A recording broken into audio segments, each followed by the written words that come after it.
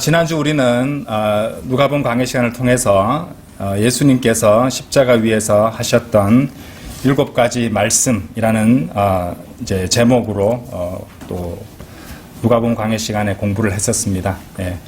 오늘은 이제 그 연장선상에 있다고 말씀드릴 수 있는데요. 오늘은 특별 설교를 하도록 하겠습니다. 이제 주님께서 십자가에서 하셨던 7가지 말씀 가운데 위로의 말씀을 하셨습니다. 위로의 말씀을 하셨는데 또 우연히 주님께서 아주 좋은 설교를 듣게 하셨어요. 미국 바이블 빌리버 목사님인 그 산호세 베프티스트 처치의 진킴 목사님 설교를 제가 우연히 들었는데 우리가 공부했던 것과 또 같은 주제를 다루고 있었고 제가 그 설교를 듣고 굉장히 깊은 감동을 받았습니다. 그리고 이것을 저 혼자 또 갖고 있기 너무 죄송스러워서 성도님들과 함께 나누고자 합니다.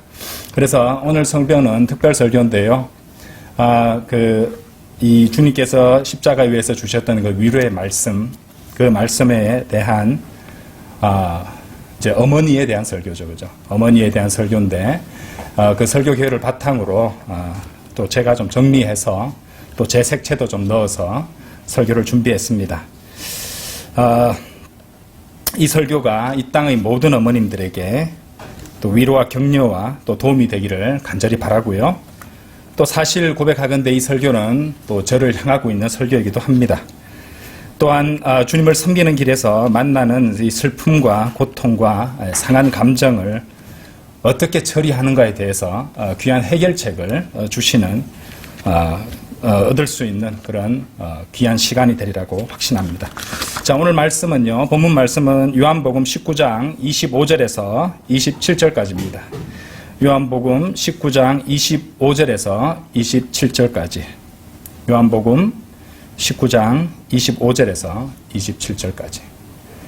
제가 받들어 읽겠습니다. 이때 예수님의 십자가 곁에 그분의 어머니와 그분의 어머니의 자매이자 클레오파스의 아내인 마리아와 막달라인 마리아가 서 있었더라. 그러므로 예수님께서 자신의 어머니와 자신이 사랑한 그 제자가 곁에 있는 것을 보자 친히 자신의 어머니에게 말씀하시기를 여자야 너의 아들을 보라 하시니라. 그때 그분께서 그 제자에게 말씀하시기를 너의 어머니를 보라 하시니라. 그리하여 그 시각부터 그 제자가 그녀를 자기 자신의 가정으로 데려갔더라. 자, 오늘 드릴 말씀 제목은요. 어머니를 위로하신 십자가 위의 예수님. 어머니를 위로하신 십자가 위의 예수님. 이런 제목으로 말씀을 드리겠습니다. 오늘 본문 말씀을 가지고요. 오늘은 이제 설교 종류로 따지자면 본문 설교입니다. 본문 말씀을 하나하나 보면서 설교하는 것이고요. 자, 오늘 본문 말씀 보시면 이제 주님께서는 십자가에서 못 박혀 달려 계시죠. 엄청난 극심한 고통을 겪고 계십니다. 여기서 주님께서 여자야 너의 아들을 보라 또 너의 어머니를 보라 이렇게 말씀하시면 제가 주님께서 이렇게 말씀하셨겠습니까?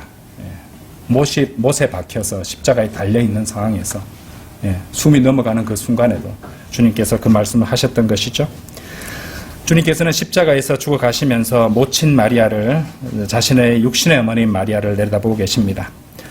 그리고 주님께서는 이제 부서진 마음으로 가득한 슬픔에 빠져 있었던 마리아를 돌보도록 사랑하는 제자로 하여금 그녀를 돌보게 하십니다. 요한이 거기 있었고 그래서 예수님 자신과 요한을 서로 임무 교대하듯이 교체해서 마리아에게 제시하고 계시는 것이죠. 먼저 우리가 분명히 알고 넘어가야 될 것은 여기 나오는 마리아는요. 인자이신 예수님, 그러니까 인간 어머니, 인간 예수님의 어머니였지 하나님의 어머니는 아닙니다. 그렇죠. 인자 예수님의 어머니였다는 것이죠. 육신의 어머니였죠. 이것을 깨닫지 못하는 로마 가톨릭이 10억 명이나 있습니다. 이들은 하늘의 여왕을 섬기면서도 자신의 숭배 대상이 하나님의 어머니라고 착각하고 있다는 것이죠. 이게 일단 분명히 알고 넘어가야 되는 부분입니다. 어쨌든 주님께서는 십자가에 달려 계십니다. 그리고 우리가 25절에서 확인했듯이 그 십자가 곁에는 주님을 따르던 여인들과 또 사랑하는 제자가 가까이에 서 있는 상황입니다. 어머니를 위로하신 십자가 위의 예수님. 첫째, 예수님은 어머니를 보셨습니다. 25절을 보시면요, 십자가 곁에는 그분의 어머니, 그리고 그분의 어머니의 자매이자 클레오파스의 아내인 마리아, 그리고 막달라인 마리아가 있었습니다. 하지만 26절을 보시면은 주님은 다른 여인들은 다 제쳐두고 그분의 어머니를 보셨다고 기록되어 있습니다. 그 여인들도 주님을 따르고 섬겼던 사람들인데 주님께서는 유독 자신의 어머니에게 집중하고 계십니다. 자, 그 이유를 설명하기 전에 우리는 어머니의 특별함을 생각해 봐야 됩니다. 이 성경에서 어머니는요, 아주 특별한 존재입니다. 그리고 어머니는 곧 문자적인 어머니, 그리고 자식을 둔 아내, 자식을 둔 아내도 어머니입니다. 그렇죠? 그리고 또 자식을 둔 자매들도 어머니입니다. 그리고 영적으로 어머니 역할과 양육을 하는 목자도 성경적으로 어머니가 될 수 있습니다. 데살로니가 전서 2장 7절에는 이 사역자들이 자녀들을 소중히 다루는 유모로 비유되고 있고, 또 2장 9절에서는 산고라는 표현도 사용되고 있음을 우리는 볼 수 있습니다. 이 사도 바울은요, 고린도전서 4장 15절에서 그리스도 예수 안에서 내가 너희를 복음을 통하여 낳았기 때문이라고 말하기도 했습니다. 거기서 주님께서는 이제 어머니에 대해서 내 어머니와 내 형제들을 보라. 이는 누구든지 하늘에 계신 나의 아버지의 뜻을 행할 자, 곧 그와 같은 자가 나의 형제요, 자매요, 어머니이기 때문이라. 이런 말씀도 하셨습니다. 그래서 성경적으로 어머니가 의미하는 그 대상들이 이렇게 다양할 수 있다는 것을 우리는 확인할 수 있다는 것이죠. 그래서 우리는 이런 말씀을 통해서 하나님의 사람들, 그리고 구원받은 형제 자매들도 어머니라는 사실을 알 수 있습니다. 우리는 그리스도의 몸의 한 지체로서 같은 피, 곧 그리스도의 피를 나눈 영적 혈육이죠. 그리고 그렇기 때문에 우리는 어머니들을 잘 돌봐줘야 된다는 것이죠. 물론 살다 보면은 직장 일도 바쁘고 학교 일, 또는 학생 같으면 학교 일이겠죠. 또 개인적으로 봤을 때 개인의 건강이라든지 또 개인의 어떤 사적인 문제들도 다 분주하고 바쁜 일이 있을 것입니다. 그것도 다 중요하죠. 자기 자신의 문제도 매일매일 처리해야 될 때가 많습니다. 하지만 너무 그렇게 바쁘고 분주해서 어머니에게 집중하지 못했던 그런 적이 있지 않습니까? 어머니들이 슬퍼하고 고통스러워하는데도 동료 그리스도인들, 목자의 아내, 형제 자매들, 아내, 문자적인 어머니들에게 얼마나 관심을 갖고 바라보셨는지요. 내 일만 생각하고 내 건강, 내 상황, 내 생각만 중시하지 않았냐 이 말입니다. 그런데 성경은 빌립보서 2장 4절에서 모든 사람마다 자기 자신의 일들만 돌아보지 않고 오히려 모든 사람보다 다른 이들의 일들도 돌아보라고 명령하셨습니다. 주님께서 십자가에서 못 박혀서 죽어가고 계셨을 때 주님께서는 어머니에게 관심을 갖고 그분이 지금 제일 힘든 상황이었는데도 불구하고 자신의 고통과 자신의 처지는 생각하시지 않고 어머니를 보라고 어머니를 보고 계셨던 것이죠. 그러므로 우리는 상처 입은 어머니들을 주목해서 보고 돌봐주어야 됩니다. 주님께서 먼저 본을 보여주셨기 때문에 우리도 상처 입은 어머니들을 주목해서 보고 돌봐줘야 됩니다. 육신적으로든 영적으로든 낳아주고 길러주신 어머니를 특별히 여기고 바라보고 돌봐주어야 된다는 것입니다. 어머니를 위로하신 십자가 위의 예수님. 두 번째로 어머니의 곁에는 주님께서 사랑하신 제자가 있었습니다. 자, 이 모든 일을 겪으면서 사랑하는 그 제자 요한이죠. 요한은 주님 곁에 십자가 곁에 서 있습니다. 십자가 곁을 떠나지 않고 주님 곁에 신실하게 서 있습니다. 26절을 다시 보십시오. 26절. 자, 그러므로 예수님께서 자신의 어머니와 자신이 사랑한 그 제자가 곁에 서 있는 것을 보자. 자, 주님께서 사랑하신 그 제자 요한, 바로 그는 또 주님을 사랑하는 제자이기도 했습니다. 그리고 주님을 사랑하기 때문에 주님의 어머니도 그에게는 중요했던 것이죠. 그래서 주님께서 사랑하신 그 제자는 주님의 어머니 곁에 또 서 있는 것입니다. 그에게 있어서 주님을 섬기는 것은 궁극적으로 가장 중요한 일이기는 합니다. 구령, 거리설교, 경배, 설교, 성경 공부, 봉사, 집필, 편집, 교열, 가정의 일, 직장 일들을 하면서 그 모든 일에 헌신하고 있습니다. 빛도 없이 이름도 없이 봉사하고 희생하고 있는 것입니다. 그러나 그렇게 너무도 하나님께 가까이 있다 보니 바로 곁에 있는 어머니를 잊을 때가 있습니다. 바로 곁에 있는 어머니를 바라보지 못할 때가 있는 것이죠. 십자가만 바라보다가요. 분명 주님께서는 내가 너에게 한 가지 새로운 명령을 주노니 너희는 서로 사랑하라. 내가 너희를 사랑하였듯이 너희도 서로 사랑하라고 요한복음 13장 34절에서 말씀하셨습니다. 그러므로 우리는 어머니들을 사랑해야 합니다. 어머니들은 바로 우리 곁에 늘 바로 곁에 있기 때문에 너무 친근해지고 너무 당연한 존재가 되기에 때때로 무시되고 간과되기도 합니다. 하지만 바로 그러한 때에 우리의 사랑이 어떤 것인지 그 진가가 드러나기 마련입니다. 바로 그때에 우리의 사랑이 어떤 것인지 테스트를 받게 되는 순간인 것이죠. 바로 가까이 있을 때 어머니를 사랑하고 지지하고 있는가? 우리는 우리 주변의 어머니들을 참으로 사랑하고 돌봐주고 있는가? 주님의 곁에 있다면 동시에 어머니의 곁에도 있어야 한다는 것을 오늘 본문 말씀은 보여주고 계십니다. 하나님을 사랑한다면 어머니도 사랑해야 됩니다. 성경은 우리들에게 출애굽기 20장 12절과 복음서들에서도 너의 아버지와 어머니를 공경하라고 명령하셨습니다. 또한 디모데전서 6장 17절에서 잘 다스리는 장로들, 특히 말씀과 교리에 수고하는 자들이 2배로 존경받기에 합당하게 여겨지도록 할지니라고 말씀하셨습니다. 에베소서 6장 21절에서는 하나님을 두려워함으로 서로를 향해 스스로 복종하라고도 말씀하셨습니다. 아버지와 어머니와 장로들과 형제 자매들 곁에 있으면서 우리는 또한 십자가 곁에 있는 것입니다. 우리는 고난과 고통을 통과해 가면서 우리 자신의 진정한 자아를 드러내게 됩니다. 고난 속에서 어머니에 대한 사랑은 테스트를 받습니다. 정말 어머니를 사랑하는지 그 시험이 오게 되는 것이죠. 요한도 주님의 어머니 마리아의 곁에 있었으면서도 주님의 말씀을 듣기 전까지는 어머니를 바라보지 않고 있었습니다. 요한은 주님을 바라보고 있었습니다. 십자가를 바라보고 있었을 것입니다. 우리의 진면목, 우리의 약점, 우리 육신의 진정한 본질과 색깔이 드러나게 되는 것이죠. 바이블 빌리버들이라고 남들이 알지 못하는 지식을 가졌다고 또 주님을 섬기는 강성한 군사라고 스스로를 고백하며 십자가 가까이 다가서고 있을 때 주님께서는 여러분들이 전혀 생각하지 못했던 여러분들의 약점을 시험을 통해서 드러내십니다.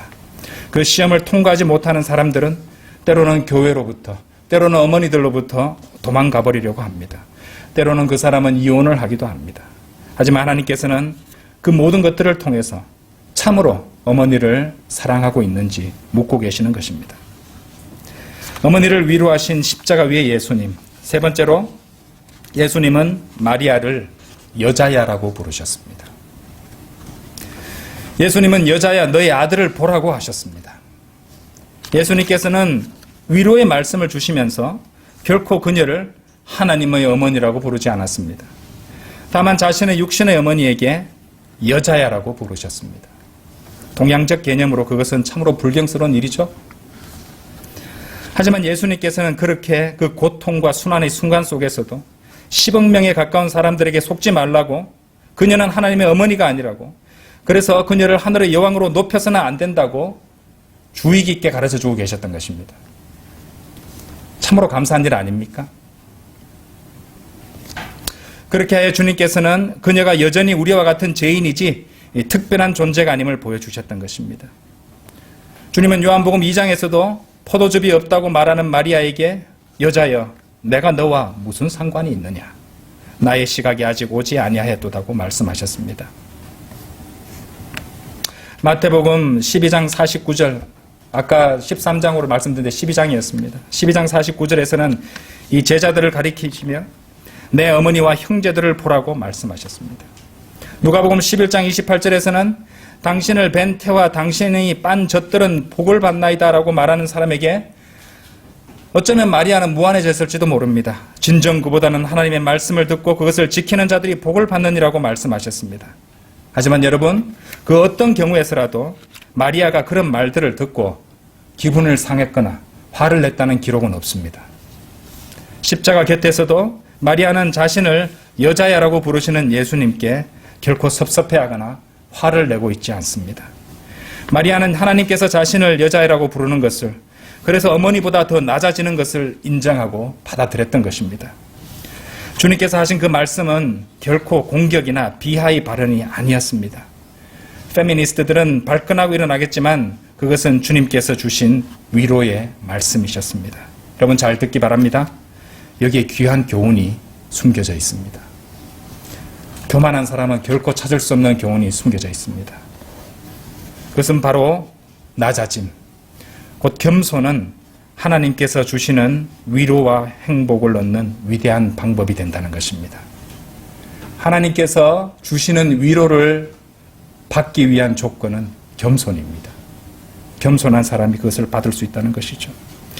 오늘 어째서 그토록 많은 불행한 어머니들이 이 세상에 넘쳐납니까? 참된 행복을 누리지 못하는 여자들은 그 얼마나 많습니까? 그것은 바로 그들이 그 약함, 그 낮아짐을 받아들이지 않기 때문입니다. 여러분들, 하나님께서 여자에 대해서 어떻게 생각하시는지 알고 싶으세요? 자, 성경 한 구절 보겠습니다. 베드로전서 3장 한번 열어보십시오. 베드로전서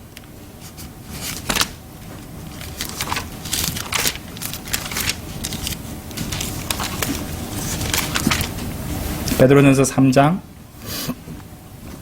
7절입니다. 마찬가지로 너희 남편들아 아내를 더 연약한 그릇으로서 그리고 생명의 은혜를 함께 상속받는 자들로서 존귀하게 여기며 지식을 따라 그들과 동거하라. 이는 너희의 기도들이 가로막히지 않게 하려 함이라. 그렇습니다. 주님께서는 아내를, 여자를 더 연약한 그릇이라고 부르셨습니다. 더 연약한, 비교급이죠. 영어로는 weaker vessel입니다. weaker vessel. 더 약한, 더 연약한 그릇이란 뜻이죠. 더 연약한 그릇은 남자보다 더 연약한 그릇으로서의 아내인 여자를 말합니다. 하나님께서 여자를 생각하시는 그 방식을 받아들이지 않는 한 하나님께서 주시는 위로도 받을 수 없을 것입니다. 하나님의 평가를 인정해야 위로와 위안을 얻을 수 있다는 말입니다. 나는 강건한 그리스도의 군사로서 강건하고 담대하게 싸우고 있는데 왜 내 아내는 그러지 못한가? 이렇게 생각하는 사람 있습니까? 그 이유가 뭔지 아시겠어요? 그녀가 더 연약한 그릇이기 때문에 그렇습니다. 저는 지금 여성을 비하하는 것이 아닙니다. 여성과 남성의 차이에 대해서 말씀드리고 있는 것이죠. 그리고 여성에 대한 성경적 관점을, 하나님의 관점을 가르쳐드리고 있는 것입니다. 우리는 그 생물학적 차이를 인정해야 됩니다. 남자는 강하고 추진력이 있는 반면에 여자는 감정적인 상태가 되기 쉬운 법입니다. 그러므로 남편들은 아내를 더 연약한 그릇으로 받아들이고 그녀들을 귀하게 여겨야 될 것입니다. 만일 이런 하나님의 질서와 방식을 받아들이지 않고 세상의 방식과 페미니즘에 빠져버리면 하나님께서 주시는 행복과 위안을 받을 수가 없습니다. 자, 주님은 가득한 사랑으로 자신의 죽음 이후에 마리아가 돌봄을 받을 수 있도록 자신의 사랑하는 제자를 보라고 말씀하셨습니다. 그것은 주님께서 마리아에게 제시하시는 위로였어요. 마리아가 겸손하고 하나님의 뜻에 순종하려는 마음이 없었다면 그 위로와 위안의 말씀을 이해할 수도 받아들일 수도 없었을 것입니다. 뭐라고? 이 어미한테 여자라고? 어떻게 나를 갖다가 그렇게 부를 수가 있어? 그렇게 반응했더라면 결코 주님께서 주시는 위로를, 그 위안을 받아들일 수 없었을 것입니다. 어머니를 위로하신 십자가 위의 예수님. 네 번째, 주님께서는 그 제자에게 너의 어머니를 보라고 말씀하셨습니다. 주님께서 사랑하는 제자, 십자가 곁에 서 있는 그 제자는 이미 훌륭한 제자가 되는 법, 문제를 해결하는 법, 강성한 군사가 되는 법, 훌륭한 남편과 아버지가 되는 법을 다 알고 있었고 그것은 우리도 마찬가지일 것입니다. 오히려 너무 자주 들어서 너무 잘 알고 있고 심지어 진부하기까지 합니다. 그렇죠? 하지만 그것들은 실제로 중요한 것들입니다. 그렇기 때문에 주님께서는 십자가 곁에 서 있는 그분의 제자에게 자신 곁의 어머니를 보라고 말씀하셨습니다. 25절에 나오는 다른 마리아들이 아니라 주님의 어머니인 마리아를 보라고 말씀하셨죠. 그처럼 여러분은 해야 할 일들을 다 알고 있지만 정작 그것들에 주의를 기울이고 있지 않은 그런 상황이 있는 것입니다. 모든 걸 다 알고 있다고 할지라도 정작 주의를 기울여야 할 때 기울이지 못한 때가 있다는 말입니다. 주님께서는 그것을 간파하시고 말씀해 주셨던 것이죠. 자, 다시 요한복음 19장으로 가셔서 26절 그리고 27절 여자야 너희 아들을 보라 하시니라. 거기도 쓰인 단어가 Behold thy son이었어요. 27절 그 제자에게 말씀하시기를 너희 어머니를 보라. 거기도 뭐라고 말씀하신지 아십니까? Behold thy mother. Behold thy mother.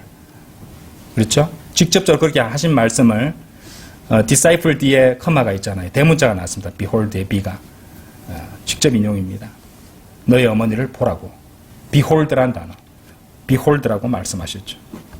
Behold라는 영어 단어는요. 보라. 그리고 쉽게 말해서 주의를 기울이라는 뜻입니다. Pay attention입니다. Pay attention. 주의를 기울이라는 뜻입니다. 주님께서는 보라고 하셨지만 실제로 그 뜻은 주의를 기울이라는 말씀을 하셨던 것이에요. 요한은 그 말씀을 들었을 때 그 즉시 그대로 순종하며 행했습니다. 우리는 요한에게서 배워야 합니다. 우리는 여러 가지 일들에 분주하기 때문에 주목하고 주의를 기울여야 될 것들에 합당한 주의를 기울이지 못할 때가 너무도 많습니다. 우리 얼마나 바쁩니까? 생활도 바쁘고 해야 될 일도 많습니다. 그러다 보면은 주의를 기울여야 될 것들에 주의를 기울이지 못하는 순간이 자주 찾아온다는 말입니다. 그러다 보면 여러 가지 주님의 일과 자신의 일들에 빠져서 고통받고 슬픔에 빠져 있는, 그래서 위로받아야 할 어머니들을 그냥 두고 있을 수도 있습니다. 하지만 생각해 보십시오. 우리가 주의를 기울이지 않는 것이 어디 그뿐이겠습니까?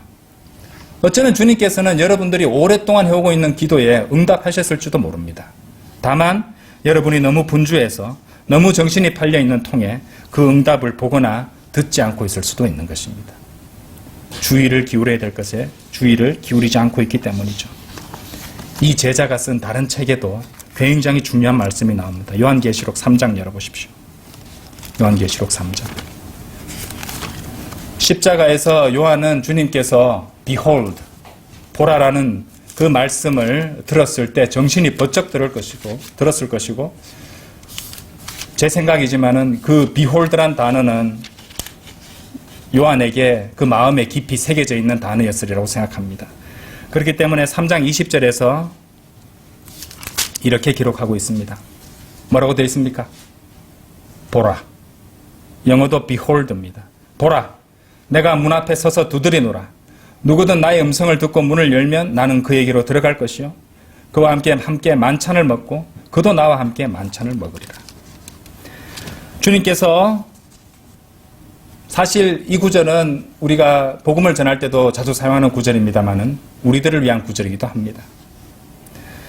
주님께서 여러분들의 주의를 얻기 위해서 여러분들의 마음 문을 두드릴 때가 참으로 많습니다. 보라. 제발 보라. 주의하라. 주목하라.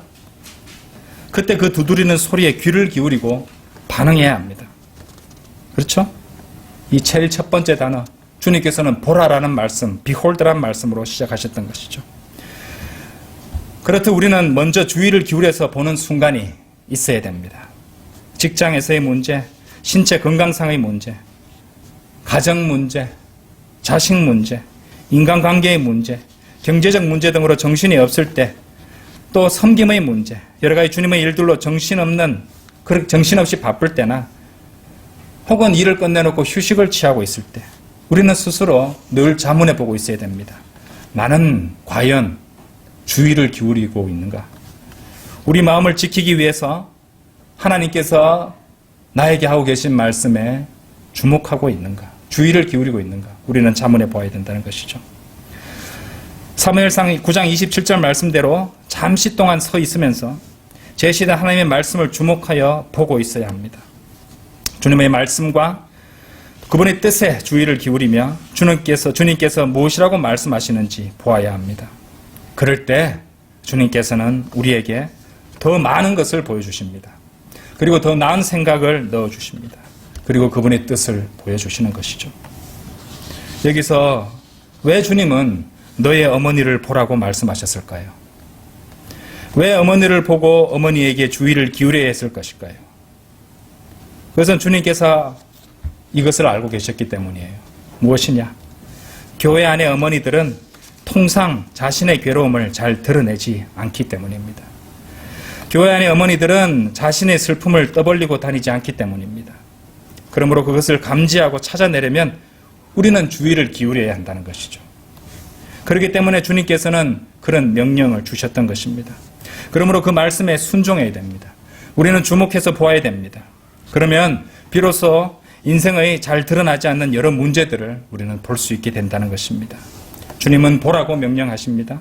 요한에게 너의 어머니를 보라고 명령하시는 것입니다. 어머니를 위로하는 십자가 위의 예수님, 위로하신 십자가 위의 예수님. 다섯 번째, 그 제자는 그 시각부터 그녀를 자기 자신의 가정으로 데려갔습니다. 27절, 요한복음 19장 27절 나머지 부분 보시겠습니다. 그리하여 그 시각부터 그 제자가 그녀를 자기 자신의 가정으로 데려갔더라. 이 말씀은 주님께서 말씀하신 그 시각부터 그 제자가 즉각 자기 집으로 마리아를 데려갔다는 것을 말씀하시고 있습니다.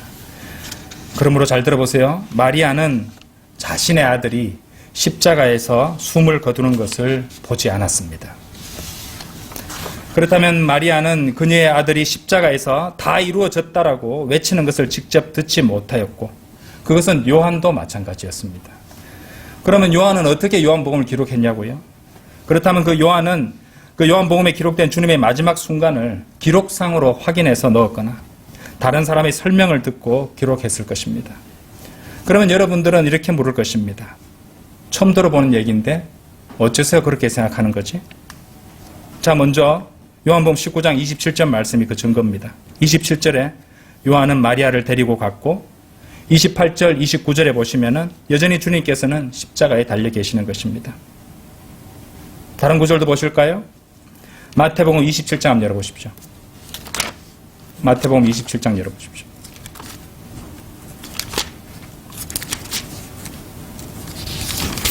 마태복음 27장 54절입니다. 54절, 56절. 이때 백부장과 그와 함께 예수님을 지켜보고 있던 자들이 지진과 일어난 그 일들을 보자 그들이 대단히 두려워하며 말하기를 진실로 이분은 하나님의 아들이셨도다 하였더라.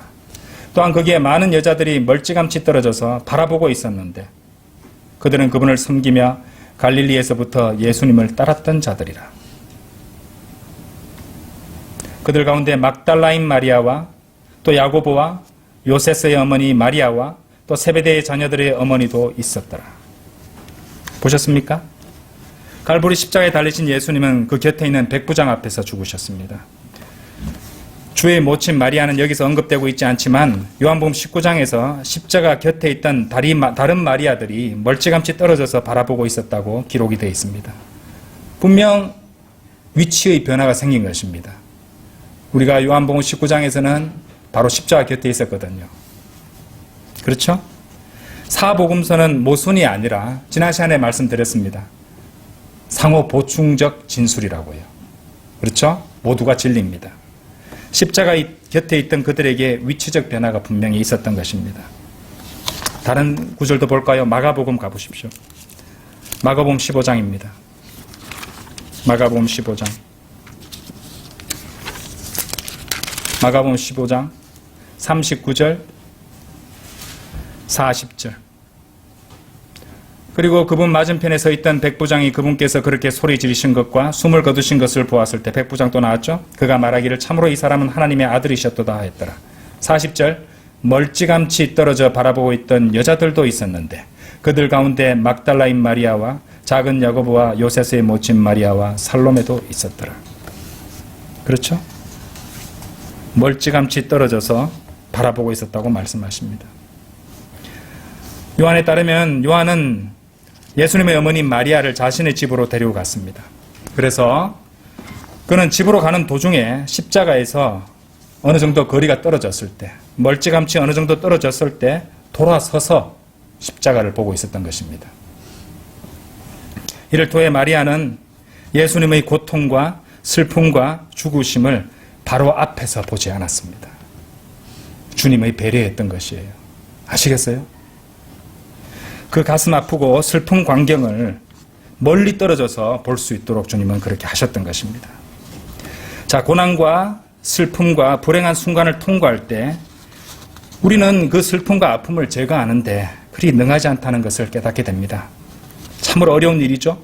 특히 어머니들이 그렇습니다. 어머니들은 그것을 속으로만 삭히지 그 슬픔을 제거하고 치워버리는 일은 잘하지 못하는 것입니다. 여기서 요한은 주님의 말씀에 순종해서 적어도 주님의 어머니 마리아로 하여금 그 슬픔을 멀리 떨어져서 경험하도록 해드릴 수 있었어요. 그처럼 여러분은 여러분의 어머니들을 완전히 치유해 주지는 못해도 멀리서 그것을 겪도록 도와줄 수는 있습니다. 그게 배려입니다. 마리아는, 어머니는 그 가혹한 슬픔의 순간에 거기 없어도 되었던 것입니다. 그렇기 때문에 주님께서는 그렇게 데리고 가라고 하셨던 것이에요. 제가 마리아였다면, 그 어머니였다면 결코 그 십자가를 벗어날 수 없었을 것입니다. 아들을 위해 끝까지 그 자리를 지켰을 것이고, 나는 할 수 있다고, 나는 견뎌야 된다고 스스로를 채찍질하며 한 발자국도 움직이지 않고 있었을 것입니다. 하지만 요한은 주님의 말씀에 순종해서 어떻게 해서든 그녀를 집으로 데려갈 수 있었을 것입니다. 분명 마리아도 그랬을 것입니다. 십자가 곁에 서서 자신도 거기 그 자리에서 견디고 서 있을 수 있을 것이라고 다짐하고 생각하고 있었을 것입니다. 아프지만 내 아들을 봐야겠어. 어찌 어미가 아들의 임종을 지키지 않을 수 있겠어? 그러자 요한은 말했을 것입니다. 아니요, 어머니. 주님께서 말씀하셨어요. 집으로 가셔야 돼요. 자, 가십시다. 이렇게 마리아를 위로했을 것입니다. 여러분, 주위의 어머니들은 너무 십자가 가까이 서 계신 것은 아닙니까? 아마도 그들은 자신이 견딜 수 있다고 생각하고 있을 것입니다. 나는 강해. 이겨낼 수 있어. 나는 당당한 어머니가 되어야 해. 그 곁에 선 요한은 주님의 말씀대로 behold, 보고 있어야 됩니다. 주의를 기울여서 그런 어머니를 보고 있어야 합니다. 그리고 이야기해 줘야 됩니다. 아니요, 어머니. 지금 이 순간만은 강하지 않아도 돼요. 저는 당신이 강한 어머니이고 십자가 곁에 서 있는 것도 잘 알고 있어요. 하지만 지금은 저와 집으로 가야 되는 시간입니다. 저는 당신이 누구보다 강하고 혼자서 이 십자가를 견뎌낼 수 있다는 것도 잘 알고 있어요. 하지만 이것을 기억해 주세요. 제가 당신을 위해 기도하고 있다는 것을요. 아무리 아닌 척해도, 아무리 센 척해도 저는 당신 마음속 슬픔과 고통을 볼 수 있답니다. 성도 여러분, 혹시 여러분의 곁에 십자가에 너무 가까이 다가서 있는 어머니를 보지 못하고 있는 것은 아닙니까? 어쩌면 지금 이 주님 말씀대로 그녀에게 이야기해서 집으로 데려가서 돌봐주어야 할 때일 수도 있는 것입니다. 이제 설교를 마무리하도록 하겠습니다. 마지막으로 여러분들에게 더욱더 큰 것을 보여드리도록 하겠습니다. 지금까지 말씀드린 그 어머니는 여러분의 문자적인 어머니, 그리고 여러분의 아내, 그리고 여러분의 영적인 양육을 담당하는 목자와 교사, 또한 동료 군사된 그리스도인 형제 자매들 뿐만 아니라 그들만 가르치는 것이 아닙니다. 여러분 잘 듣기 바랍니다. 여러분도 역시 어머니입니다. 여러분도 어머니예요. 자,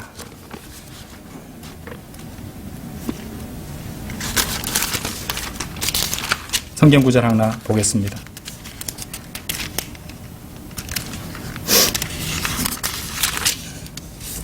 마태복음 12장 49절 50절 다시 보시겠습니다. 마태복음 12장 49절 50절.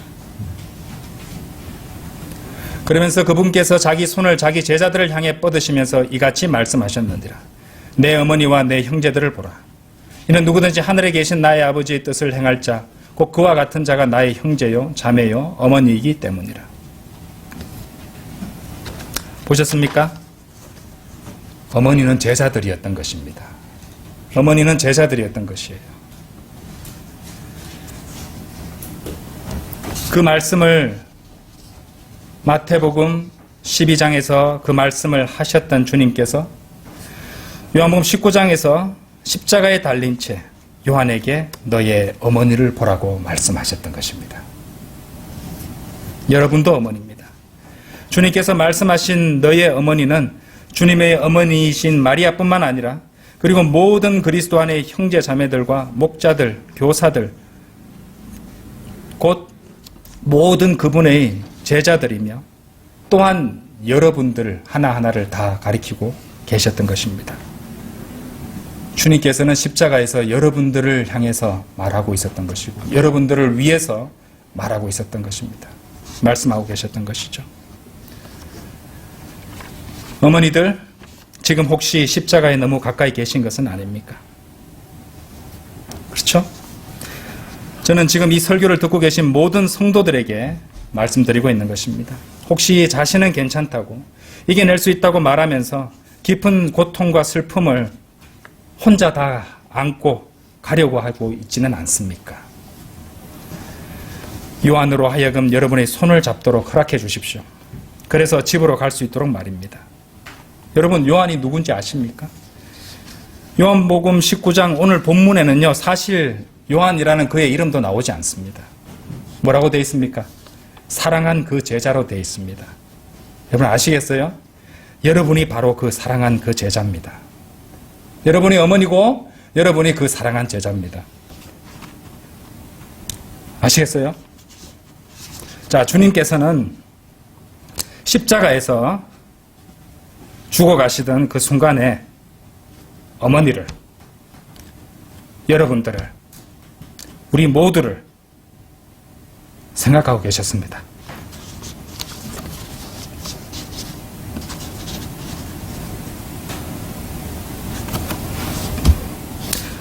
우리들이 주님을 따르면서 힘겨워하고 지치고 낙심할 것을 다 알고 계셨기 때문에 사랑한 그 제자를 곁에 있게 해주셨습니다. 그리고 이제 주님께서 하시는 말씀이 들리십니까? 여러분들의 마음 문을 두드리시면서 보라, 너의 아들을 보라, 너의 어머니를 보라, 이렇게 말씀하십니다. 여러분이 아들이고 여러분이 어머니입니다.